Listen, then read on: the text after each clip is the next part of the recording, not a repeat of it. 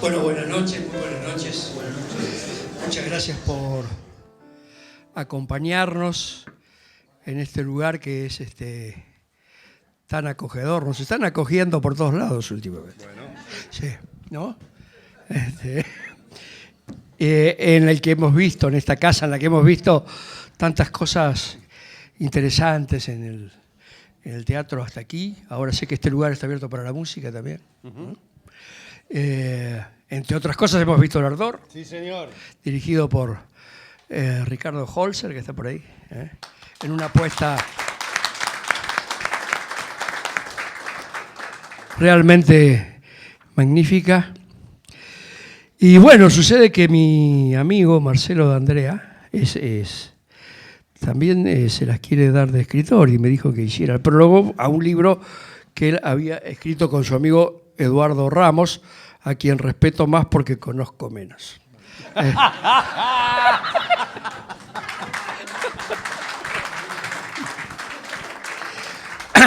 Uno no debe conocer a los escritores personalmente.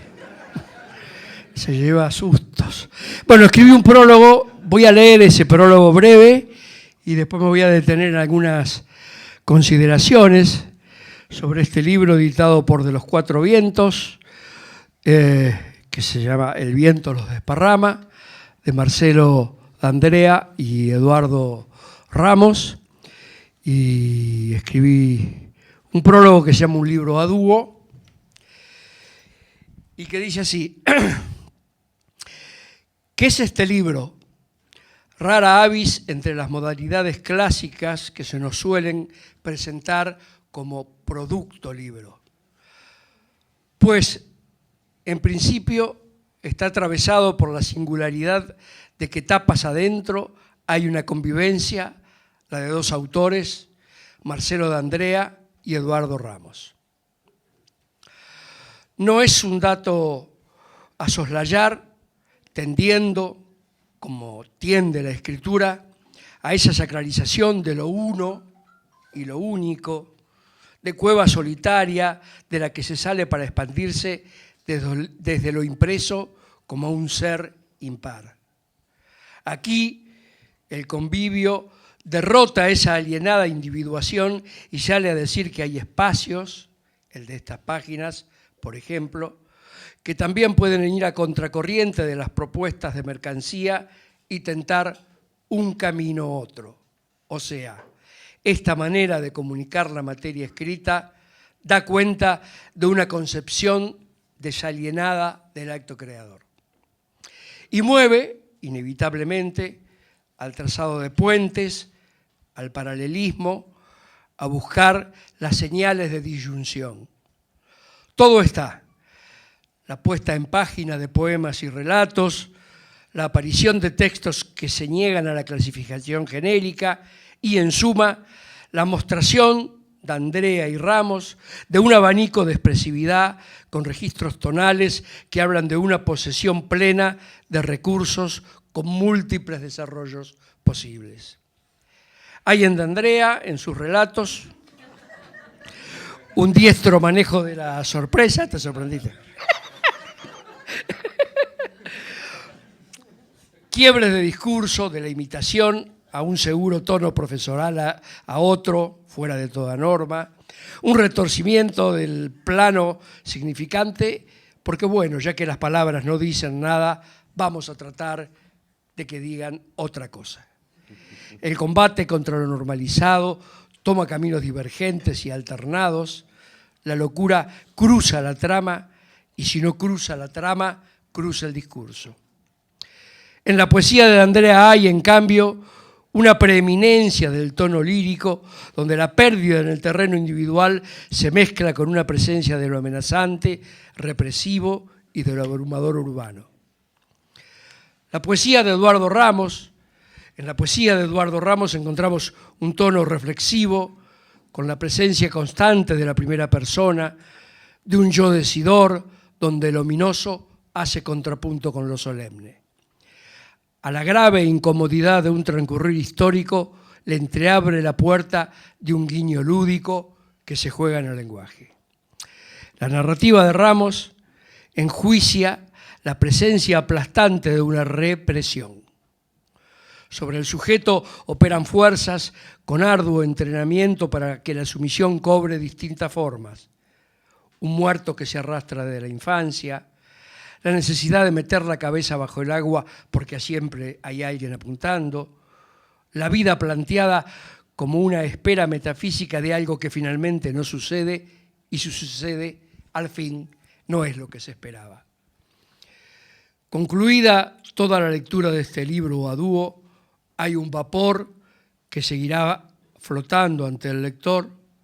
Hay algo más, la curiosa vecindad de ciertos climas donde se reelaboran los mitos de origen personal y patrio, el rastreo obsesivo de una cuerda que haga saltar la nota de lo no dicho aún, la opuesta transgresora como alternativa ante el espanto de la vida común. Un poeta escribió que con el número 2 nace la pena. Este libro responde: no siempre. Bueno.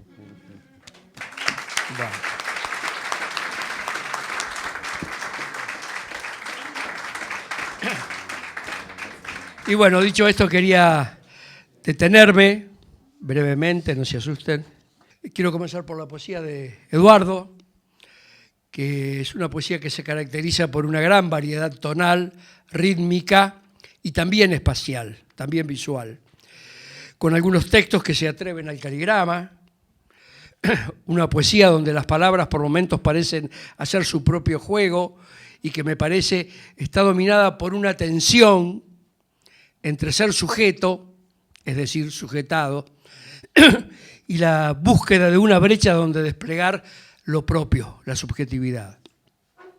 Creo que sujeto y subjetividad aparecen como plegados en un mismo poema, donde hay que ser y olvidarse de ser para tratar de ser de otro modo, donde hay siempre un vaivén de duplicidad.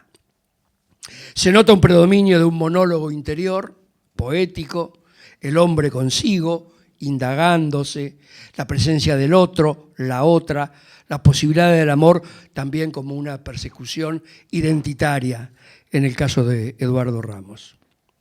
En esta serie temática hay poemas como El nadador, como Andar consigo a cuestas, que los pido que los lean especialmente, donde el uno es proteico, se transforma, quiere ser otro, salirse del espacio material normalizado, sumergirse en el agua y nadar como quien vuela.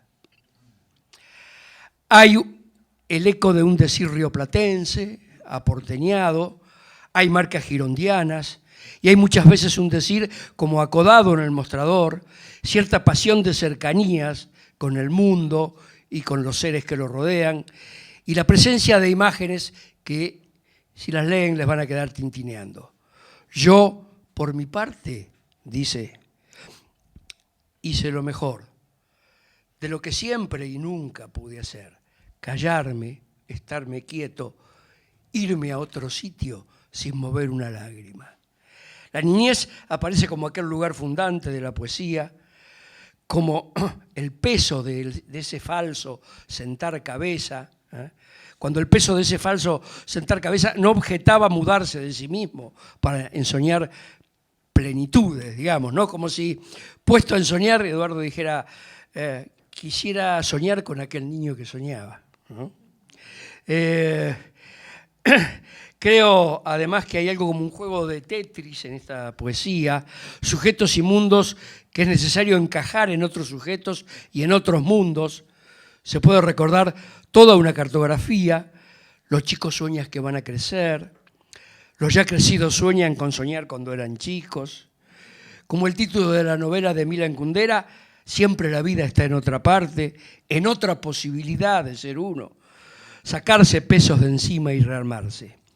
Esta línea me recuerdan a unos versos del poeta español Pere Guinferrer, si pierdo la memoria, qué pureza, ¿no? Y un poeta argentino lo cita y dice, oh Guinferrer, si en verdad perdiera la memoria, llegar a mi casa y preguntar por mí, ¿no? Dice Jorge Bocanera. Hay también 3 textos en prosas de Ramos donde un falso poeta y un militar de verdad arman una asimilación de la cultura al genocidio de los pueblos originarios, y otro titulado Abajo está más fresco, donde lo fantástico aparece para dar cuenta de una caída existencial, y finalmente La misiva para el viejo, donde pelea significativamente, quiero decir con absoluta claridad de significado, sin rodeos, con la malformación cultural y el mandato social de ser vivo, ser piola, estar avivado, ¿no? Que me hace acordar a la famosa balada del boludo de Isidro Blaita, no sé si la conocés, ¿eh? Porque sucede que no queremos ser piolas vivos en los parámetros rastreros, ventajeros y cretinos que nos proponen. Y siguiendo el orden que propone el libro, este libro estereofónico, lo damos vuelta y nos encontramos primero con Marcelo D'Andrea y sus relatos. Hay allí una materia codiciada por la narrativa, que es la capacidad de pegar saltos de climas y de mundos. En el primer relato, Conferencia, el narrador comienza mimetizándose con una conferencia formal. Siempre la capacidad de mímesis da cuenta de la posesión de recursos y creo que vos como actor lo sabés.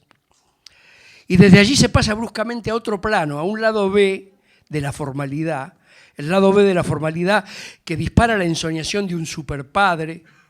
El humor hace muy bien su juego en todo esto y el cruce entre la fantasía y un plano que podríamos denominar real viene a decirnos cuán infantilizada que gatea entre nosotros la aparente normalidad.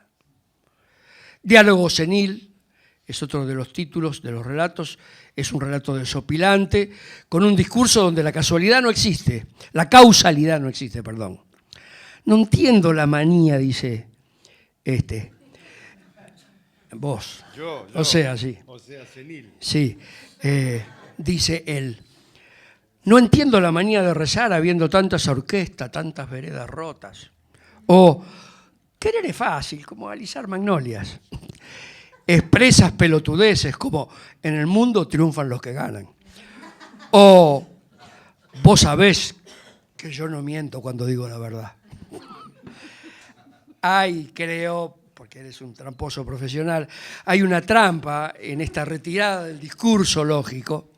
Y es inevitable preguntarse cuánto más libres somos cuando nos desarmamos del lenguaje con el que somos hablados por los otros, cuanto más divertidos podríamos ser desenganchando los eslabones del discurso que llaman lógico.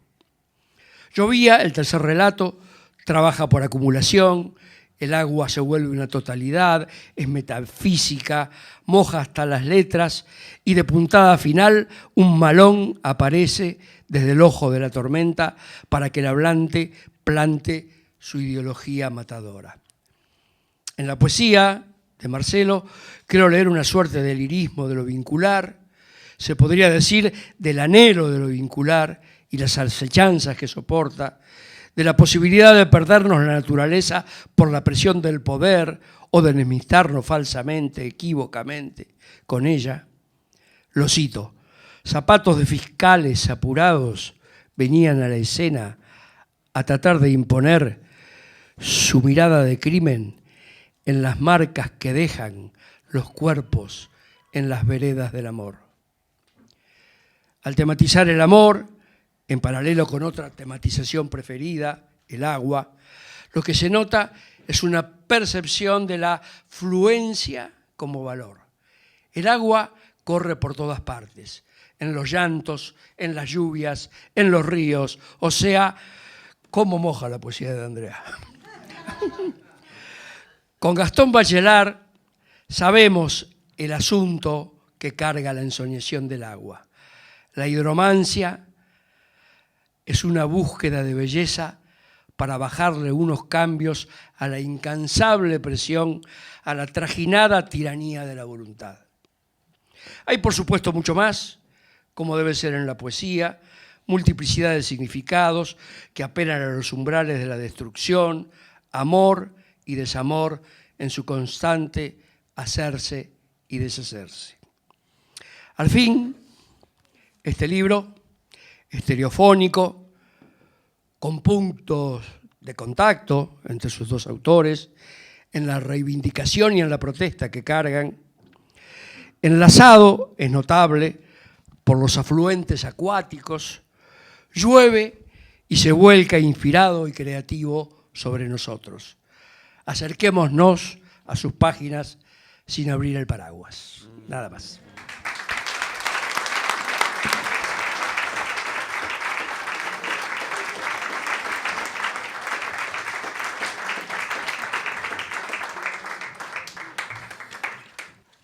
Entonces, vamos a la materia, porque está todo dicho. De Eduardo Ramos en este barrio. En este barrio hay días en que un hombre se siente poderoso como un puma. Las mujeres se engalanan de plumas, gallinas de Guinea, con los ojos así como carbones. Brotan tambores y trasponen los quicios de las puertas y las casas completas se iluminan. Lidera el pueblo la senda de los rayos y llueve donde uno quiere y si no, nunca llueve. Pero otras veces, y esto parece darse por etapas, mandan los del otro barrio y las plazas se inundan de tristeza. Y no hay fuego que acaricie los parches. Se hace un silencio que grita para adentro y a los vecinos se les nota, que guardan en el fondo de los ojos la mirada latiente de los gatos y cada tanto alguno se junta a otro y braman como un toro o sorpresivamente pegan un salto de pantera.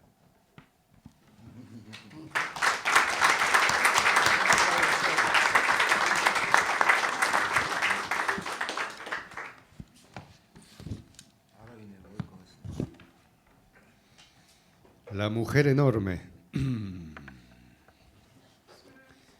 Frente a mis ojos hubo una mujer enorme, innominada. Era tan solo un niño y no sabía que pasado el temor me tentaría a beber o a morderla con temblores. Era una gran mujer acogedora, despeinada y febril, me arrollaría. Me tumbaría como un saco, me arrojaría triste al desconsuelo. De haber sabido que me causaría ese dolor que cala hasta los huesos, esta profunda sombra que me ciega, este desprecio por todo lo que hace y esta calamidad insuperable, igual la hubiera amado como lo hice. Así, como un sediento, como un huérfano, o como los que lo hacen los que no conocen el peligro de amar, el de soñar despierto y tropezarse subrepticiamente con la falta de algo que no era necesario, pero era indispensable.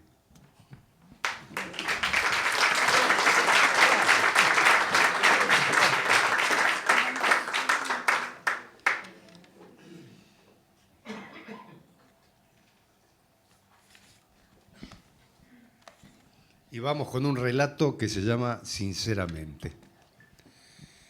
Estuve 9 meses esperando nacer, 2 días para salir de la maternidad, segundos, minutos, horas esperando la teta. Esperé largo rato ser cambiado después de hacerme encima. Esperé angustiado que me vengan a buscar al jardín, mi turno para la merienda. Esperé a los Reyes Magos y a Papá Noel. Esperé en la peluquería, en la parada de colectivo, en el andén y en el aeropuerto. También en un puerto y en una dársena de un hotel. Esperé el ascensor, la derivación de una llamada, el sorteo de Navidad, el del loto, la nocturna, la cuarta carrera y en museos ignotos las muestras de pintores famosos. Esperé la llegada del fin de semana, de las vacaciones, de la siesta reparadora y del amanecer, de la noche fresca y jovial, del verano, del invierno, de la primavera, el final de la conscripción, el día de mi cumpleaños, ser admitido, ser seleccionado, ser aprobado, ser mayor de edad, ser apto, ser reconocido, ser original, ser un primor, un amor, una bendición. Esperé por un café, por un plato de pastas, por un trago en la barra, por mi turno en el baño, en la cola del teatro, en el cine, en las clases de guitarra, mi turno en el doctor, en el dentista, en el radiólogo y en la universidad. Esperé ansiosamente logros inalcanzables propios y ajenos. Ajenos que hice propios y propios que nadie notó. Bueno, la señal de internet, la llamada de Italia y el resultado, la calificación, la lluvia, el sol y el año bisiesto. Que se cumpla una profecía, una promesa, un vaticinio. Esperé impresionar, descubrir, investigar, razonar, ser equilibrado, justo, amplio, inteligente, certero, eficaz. Esperé ser recordado, inolvidable, citado, emulado. Esperé por las dudas, por si acaso, por quién sabe y porque sí. Esperé para hablar, para comer, para fumar, para beber, para crecer, para creer, para desconfiar. Esperé juicios, demandas, plazos, cuotas, préstamos, cancelaciones. Y ahora, después de media hora en esta esquina ventosa, apareces y sin mediar siquiera un saludo me preguntás si hace mucho que espero. Y bueno, ¿qué podría decir? La verdad casi siempre es inoportuna, entonces elijo contestar que no, que con haber llegado ya me hace feliz, que sinceramente y después de todo, vos y solamente vos era lo que yo esperaba, sinceramente.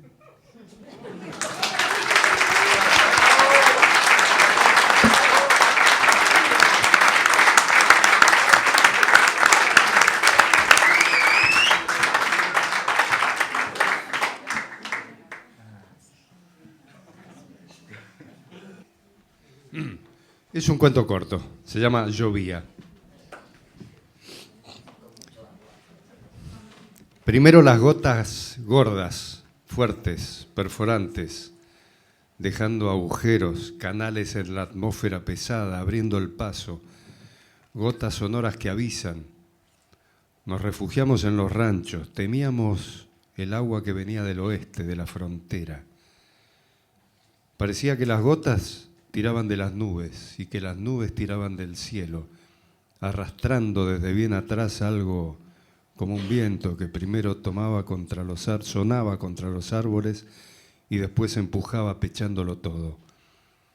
Las ramas hacían ese ruido que se va afinando a medida que se doblan, instrumentos de una música a punto de estallar.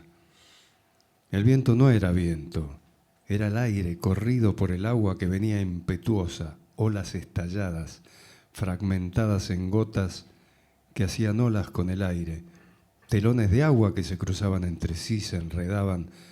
Podía ver los choques del agua estallando, la lluvia se reproducía en lluvia. Parecía que el agua se estaba inventando en ese momento. Algo se había abierto y toda el agua existente y la que vendría después se colaba por esa abertura y bajaba donde estábamos nosotros, refugiados tras las paredes de adobe, escuchando los techos de paja arquearse bajo el peso del agua, viendo el adobe disolviéndose. El fogón afuera se borroneaba bajo la espesa caída del agua y también se disolvía. Los hierros de la parrilla, la marmita negra de hierro a punto de quebrarse por el ataque desparramado del agua. El piso de tierra se hizo barro y enseguida lecho de increíbles cursos de aguas espontáneos, vigorosos, torrentes que venían en busca de las cosas que habíamos puesto sobre la tierra. Todas nuestras cosas parecían mugre, imposiciones parecían. Todo lo que un rato antes relucía mostraba su lado decrépito, su verdadera intención invasora. Mojado, inmóvil, bajo el poncho de agua que retenía el vapor de mi cuerpo, el vapor mío que se escapaba por los costados buscando entreverarse con el ciclón, los vi acercarse. Los vasos se escuchaban claros, cloc, cloc, cloc, entre el furor del goterío. Pero ellos no se oían, no venían montándolos, venían al paso, descalzos, y los caballos detrás, mansos, sin riendas, desnudos, en pelota, igual que los caballos, los cuerpos puro brillo de agua, igual que los caballos, derechitos, erguidos, no se defendían del agua, parecían anfibios andando en un elemento que había dejado de ser aire. Se diría que nadaban en el aire, sus pies dejando pasos en el agua y en el barro. ¿Esto era un balón? ¿Y las lanzas? Tal vez no las veíamos entre las brumas del agua, o no las veíamos porque no podíamos apartar los ojos de su piel brillosa. Parecían de cobre, los músculos del cuerpo resaltaban, cautivaban. Me acordé de las cautivas que se iban con ellos, no entendí. Me habían dicho que ellos las robaban. Tenía furia. Lo manso del malón parecía el ojo de la tormenta. Nuestros caballos los conocían, parecía. Se fueron con ellos. A nosotros nos dejaron. Supe con claridad, como si hubiera aparecido un relumbrón de repente entre la negrura del agua, que solo quedaba un camino. Había que matar a esta gente.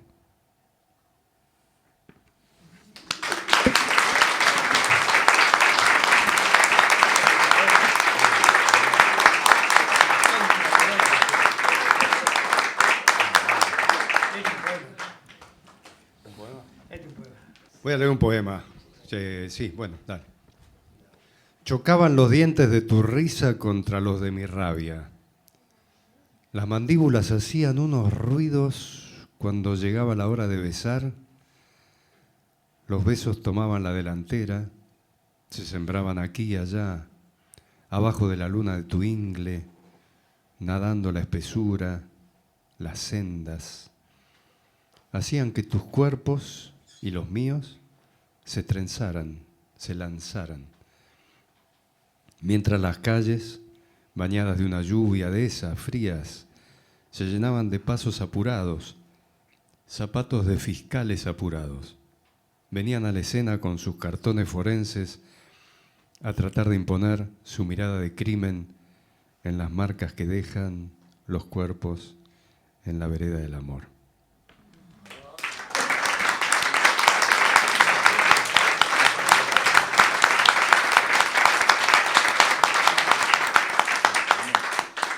Y voy a leer el último, que es un poema que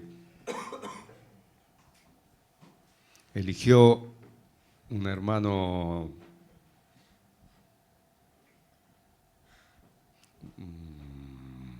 un amigo,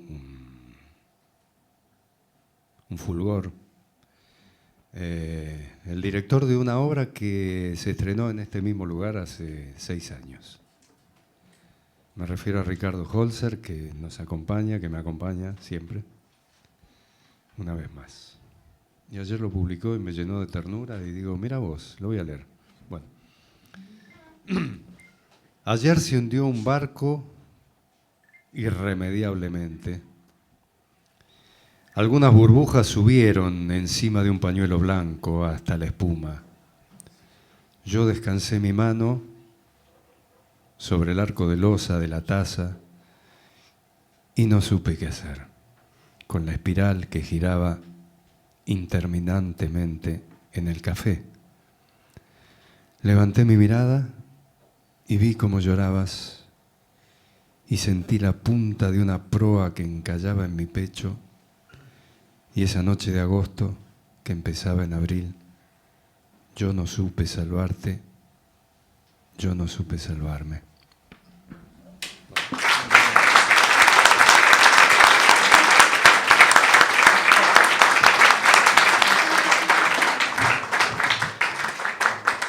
Bueno, yo quiero decir algo fuera de toda cosa.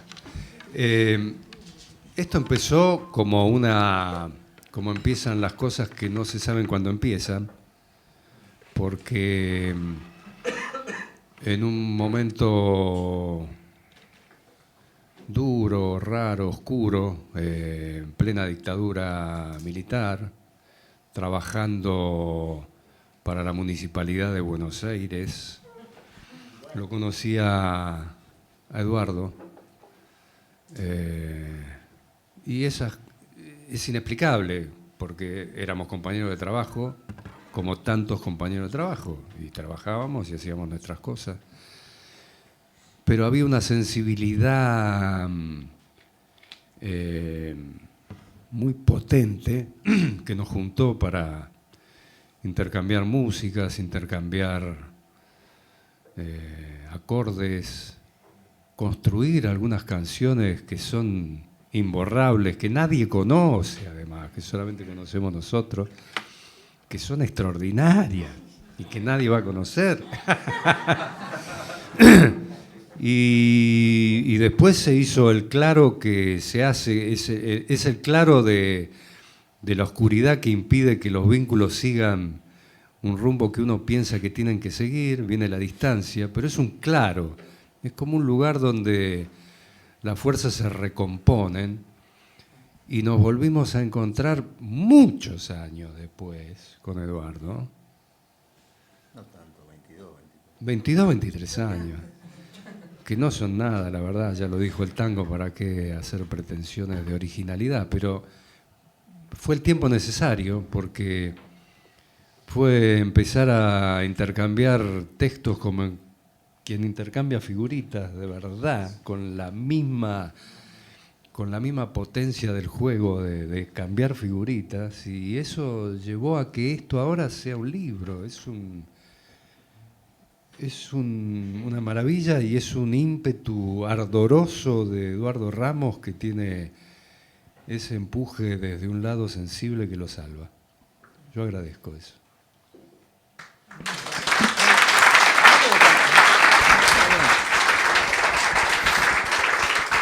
A mí me dejan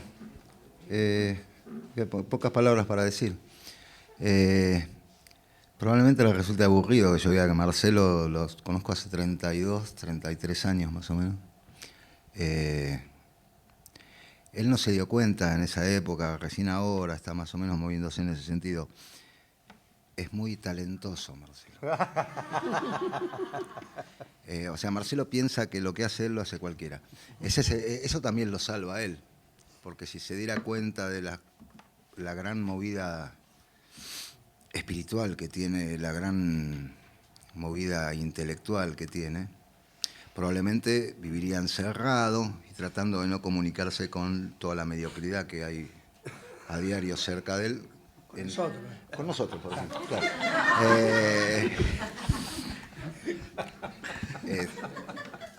Más allá de ser gracioso, me parece que la vida nos invita todo el tiempo a caminar por lo más superficial y por lo más epidérmico posible, tratar de no comprometerse, no solamente políticamente, no comprometerse emocionalmente, no comprometerse como vecinos, no comprometerse como gente. Marcelo supera eso, lo sabe superar, tiene muy buen humor y tiene un alto grado de tolerancia. Y yo disfruté siempre eso de Marcelo, el tiempo que no estuvimos juntos en el espacio. Igual, evidentemente estábamos juntos como muchos de nosotros estamos juntos en un lugar que no es necesariamente el lugar físico. Hoy vino acá mucha gente que yo hace mucho tiempo que no veo. Y hay gente que la veo a diario y tengo la suerte de tener gente que veo a diario con la que conecto en un lugar que no es el que me quieren imponer. Yo tengo una responsabilidad en eso porque soy un buscador del espacio donde las cosas tengan que pasar. Entonces propongo ese tipo de juego. No me conformo con que nos digamos las cosas triviales que nos impone la sociedad. La manera de comunicarse coloquialmente no me alcanza. Juego con eso y por suerte tengo mucha gente que me rodea que es sumamente inteligente y juega muy bien ese juego. Hoy todos los que están acá nos están honrando a Marcelo y a mí. Nos están haciendo una caricia al corazón que vale oro. Yo no sé si decir mucho más de esto. Yo en realidad me traje una sorpresa, pero me cuesta mucho hablar cuando no tengo la guitarra adelante porque yo no sé qué hacer con las manos. Yo no sé si queda mucho más por decir en esta mesa, si no me gustaría ponerme la guitarra adelante y comentar una anécdota que viene al caso. Es la primera vez que estoy en la presentación de un libro. Así que no sé si estoy haciendo las cosas bien. Más o menos.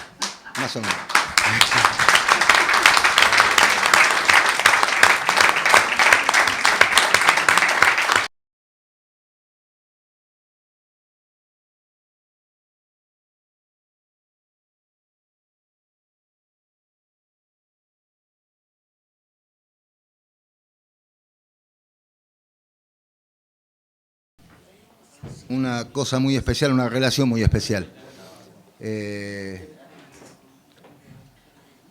Javier, aparte de ser una piedra preciosa en cuanto al talento que tiene en la actividad que desarrolla a diario, que es la música, tiene una característica que pocos que tienen tanto talento tienen, que es la humildad y la capacidad de reconocer valores fuera de lo propio.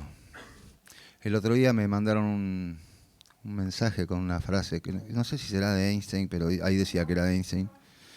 Decía que si uno juzga a un pez por su capacidad para trepar un árbol, se está equivocando mucho. Javier no se equivoca. Javier sabe quién es un pez, qué es un árbol, y lo demuestra a diario. Así que yo en principio le quiero agradecer de todo corazón todo lo que hacemos junto con Javier. Yo nunca soñé que iba a poder tener la posibilidad por ahí de componer junto con Javier Lozano. Los que lo conocen saben de su trayectoria y de la gente con la que ha compartido escenario. No lo cuenten porque yo no tendría por qué estar acá. Bueno, Vicente, yo quería comentar algo, porque me parece que te hablo a vos, Vicente, pero es para todos en realidad. Hace cosa de un mes estaba con Mónica caminando por Avenida Corrientes y estábamos viendo libros. Y no pude resistir la tentación en una librería de preguntar por El viento los desparrama. Entonces me acerqué al librero y... ¿No tenés un libro que sacó Editorial de los Cuatro Vientos? Es bastante nuevo, por ahí te llegó. Se llama El viento los desparrama. Me dijo, conozco al autor.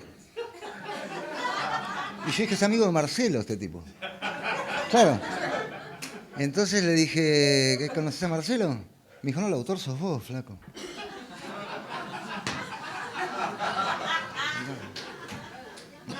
Mónica sabe que no miento, o sea, no estoy inventando nada. No, sos vos el autor, flaco, me dice, nadie lee poesía. En realidad, yo soy bastante locuaz, pero soy muy cagón. O sea, en el momento tuve unas ganas de mandarlo a la reputa madre que lo parió al tipo, pero me la banqué y me fui. Y estuve un tiempo pensando en ese episodio y voy a volver a la librería. Pero voy a volver a agradecerle, porque me dio una gran enseñanza ese hombre, me hizo pensar sobre la poesía. Yo traté de hacer memoria, creo que cuando tenía 4 o 5 años, lo primero que escuché con forma poética fue a mi abuela, que era una señora iletrada de Italia, que me amacaba con la letra A. Y pensé que era un poema que Oliverio Girondo se lo hubiera envidiado a mi abuela. Después ya mi mamá se puso un poco más compleja y me dijo, qué linda manito que tengo yo. Era otro poema, era otra poesía también. Después en la escuela me hablaron de Bécquer, de Espronceda. Salí de la escuela y empecé a mirar chicas. Entonces me acercó Benedetti también. Cuando empecé a tocar la guitarra, escuché a un tipo como Alejandro del Prado que cantaba poemas de González Tuñón, de Bocanera, con el que vos compartiste mucho. Cuando me puse un poquitito nervioso y loco, leí a Rimbaud, Artaud. Y así fue pasando de poemas en poemas. Y terminé coincidiendo con este señor del librero. No se puede leer poesía. Nadie lee poesía. El que piensa que está leyendo poesía está equivocado. Uno está recordando. La poesía ya estaba. Ya estaba en nosotros. Y nosotros cuando tenemos un verso adelante, lo único que hacemos es traerlo desde un lugar que ya teníamos en la mente. O sea, ese librero, más allá de que me haya parecido un hijo de puta de entrada, era un capo. yo quería compartir esta enseñanza con ustedes porque me hizo mucho bien llegar a esa conclusión. Y me di cuenta que en realidad, más allá de lo que diga el comercio literario, o como se llame, el tema de vender libros y todo lo que se arme alrededor, todo lo tenemos como una comunicación poética. Probablemente a veces es tan rápido y tan moderno el lenguaje que no identificamos la sonoridad que tiene y la poesía que hay en cada cosa que nos dicen. Los medios de comunicación, creo yo, no quiero ser tendencioso con esto ni que me ubiquen en ningún lugar en particular, me parece que trabajan mucho y trabajan con mucho tesón para que nosotros no escuchemos la sonoridad de nuestro lenguaje, lo que contiene, lo que nos han dicho, lo que nos dicen y lo que nos quieren decir. La poesía es una cosa inútil que no hay que leer. El que lee poesía pierde el tiempo. No hay que leer poesía. Si yo pretendo algo de este libro, ¿por qué no hago las cosas sin pretender nada? No soy tan perfecto como para desprenderme de proyectar que pase algo con lo que hago.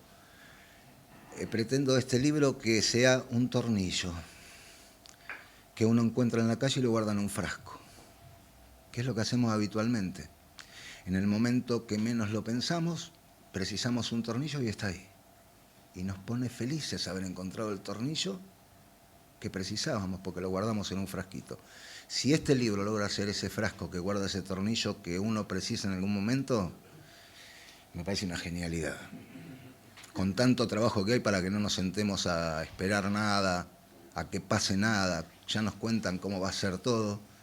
Yo no creo que sea como nos cuentan. Va a ser como tenga que ser y nosotros vamos a estar ahí para disfrutar, que es a lo que vinimos. No vinimos a escuchar cómo se sufre y cómo se frustran las cosas. Vinimos a lograr cosas. La poesía es una cosa en ese sentido sumamente inútil, pero no abandono esa bandera. Las cosas están ahí y cierran ahí y son bellas ahí y ahí se logran y son nostálgicas. Leyendo poesía tuve acceso a un poema corto, pero gran poema. Un poema que se llama Trenes.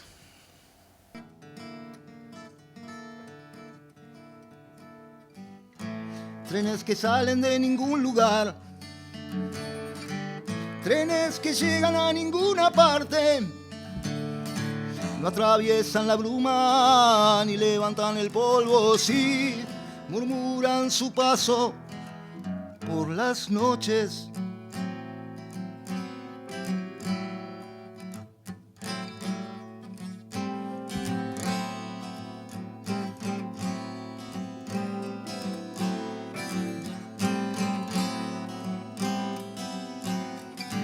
Como la vida trenes, sin embargo en silencio alguien le dice adiós a ciertos rostros desdibujados tras las ventanillas, desdibujados tras las ventanillas, desdibujados tras las ventanillas.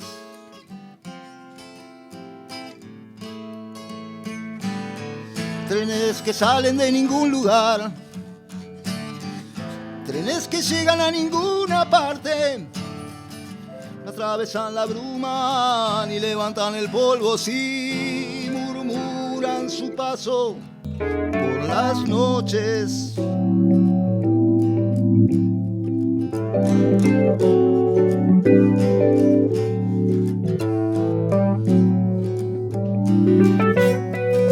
Como la vida tiene, sin embargo en silencio alguien le dice adiós a ciertos rostros desdibujados tras las ventanillas, desdibujados tras las ventanillas, desdibujados tras las ventanillas, desdibujados tras las ventanillas.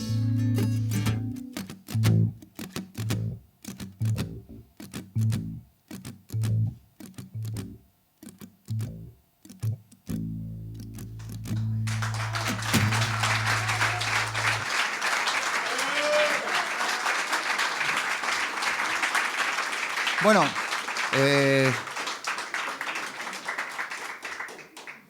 La canción que vamos a hacer ahora tiene un título todavía no resuelto. ¿Cómo se llama? ¿Va por la cañada? ¿Así se llama? O se llama Río. Vos me lo pasaste como Río. Pero yo empecé diciendo va por la cañada, entonces ya empecé a confundir la cosa. Y es una música bellísima de Javier Lozano, a la que yo tuve la posibilidad de ponerle letra. Y esperamos que les guste.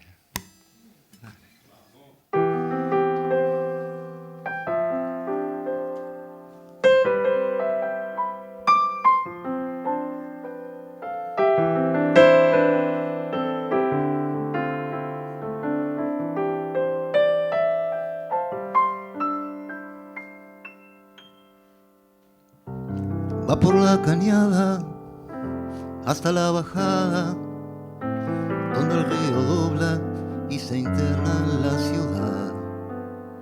Llevan la canoa, peces de oro y plata, y las alpargatas cada vez le pesan más.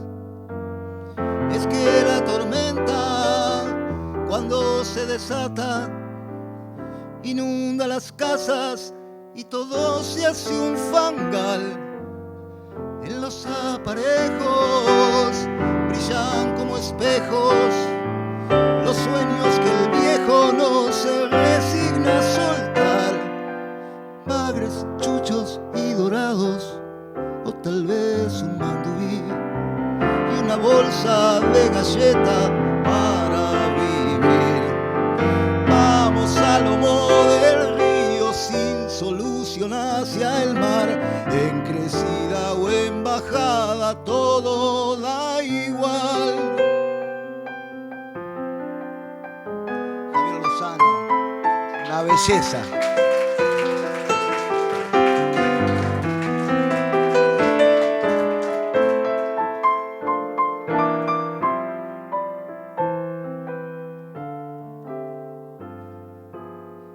Va por la cañada hasta la bajada, donde el río dobla y se interna en la ciudad. Lleva en la canoa peces de oro y plata, y las alpargatas cada vez le pesan más. Es que la tormenta, cuando se desata, inunda las casas y todo se hace un fangal. En los aparejos brillan como espejos los sueños que el viejo no se resigna a soltar. Bagres, chuchos y dorados, o tal vez un mandubí y una bolsa de galleta para vivir. Vamos a lomo del río sin solución hacia el mar, en crecida o en bajada todo da igual.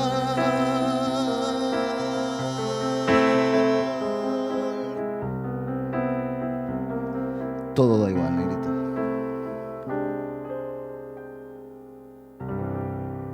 Muy bien.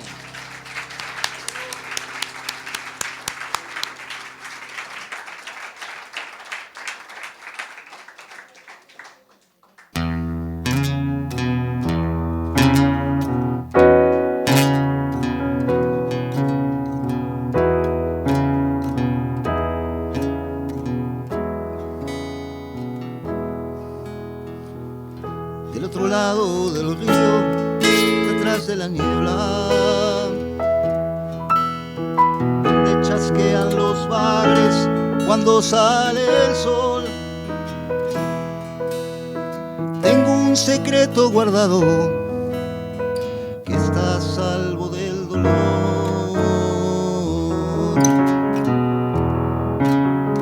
La crecida viene fuerte para que zarpemos, y no es cuestión de largarse así sin pensar. En cuanto amainen las aguas, yo te lo voy a mostrar.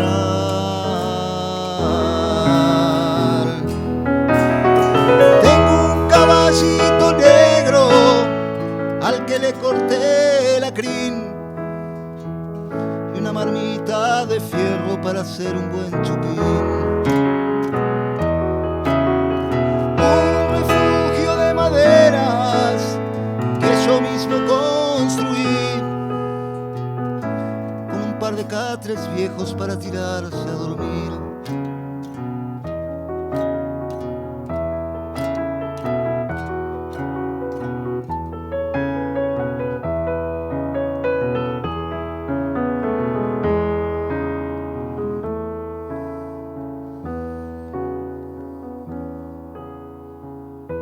Aunque me veas abuelo, también fui pequeño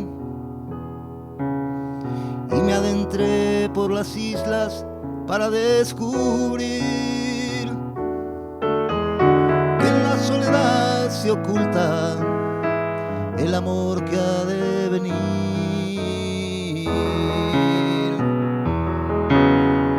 Ojitos color de río, escuchando cuentos, te van ganando los sueños de todo gurí,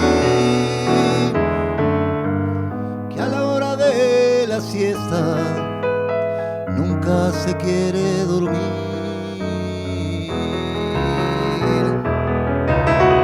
Tengo un caballito negro al que le tucié la crin y una marmita de fierro para hacer un buen chupín.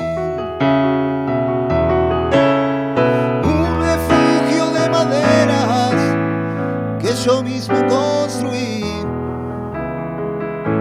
con un par de catres viejos para tirarse a dormir.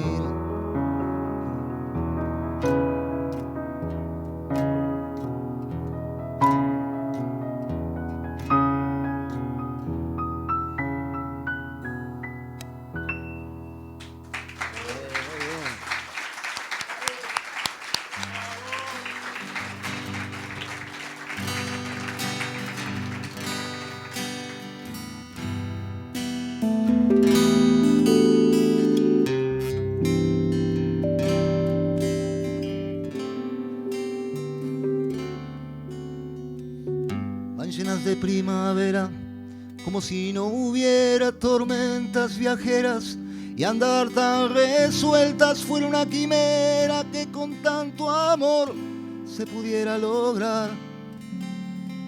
Cuando acechan nubes negras, se abrazan del viento y sus faldas vuelan, y se siente envidia de verlas confiadas, tomadas del brazo sin miedo al final.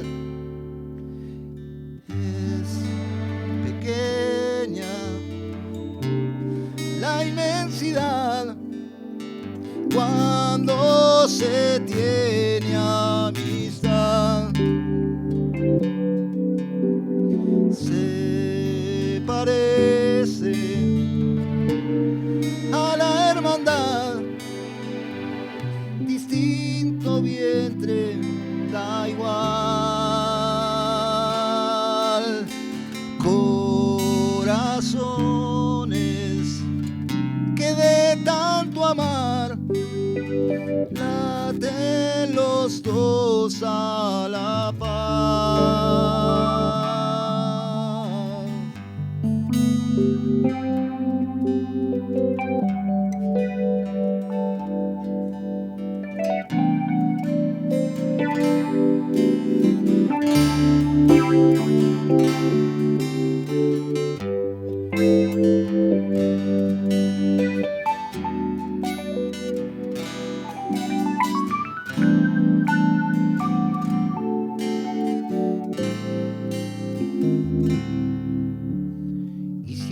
Que soñaron parece lejano, no se aparece, levantan los hombros como si pudiesen torcer el destino y eludir el mal.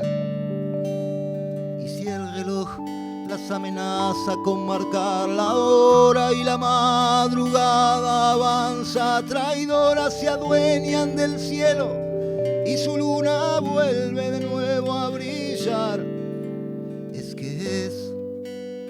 Pequeña la inmensidad felicidad cuando se tiene amistad. Se parece a la hermandad, distinto vientre da igual. Es que hay corazones, corazones que de tanto amar laten los dos a la par. Los dos a la par. Laten los dos a la par. Laten los dos a la par.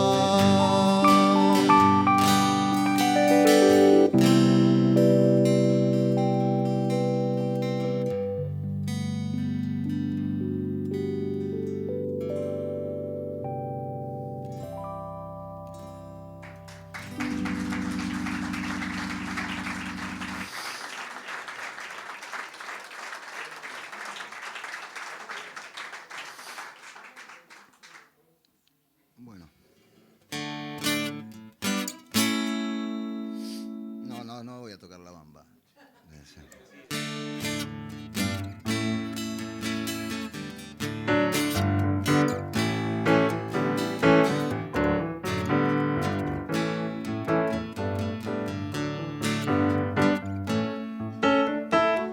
No hay un lugar que te ofrezca seguridad y un corazón solo respira en libertad.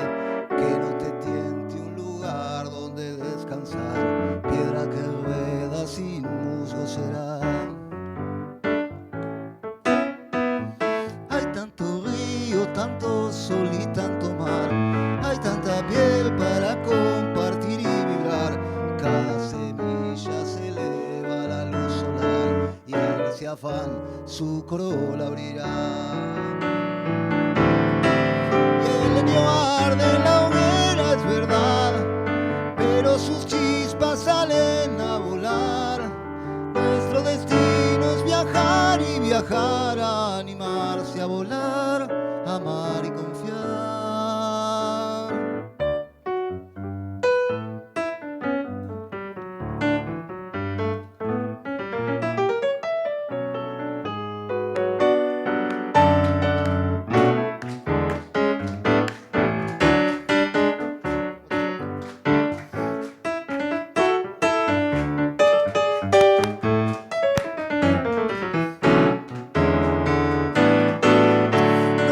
No hay un lugar que te ofrezca seguridad y un corazón solo respira en libertad.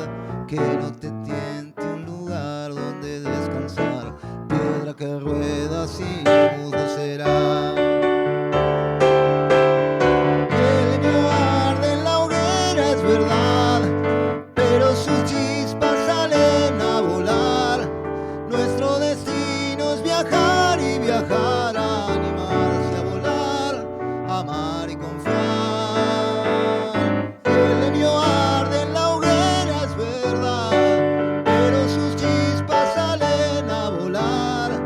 Nuestro destino es viajar y viajar, animarse a volar, amar y confiar. Hay tanto río, tanto sol y tanto mar, hay tanta piel para compartir y vibrar. Cada semilla se eleva a la luz solar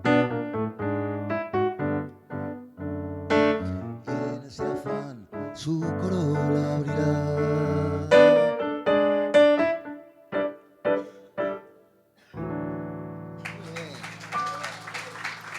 Bueno, no sé cómo es. Muchas gracias. Acá, por lo menos acá, de acá por acá, lo que es música se terminó por ahora. Muchas gracias.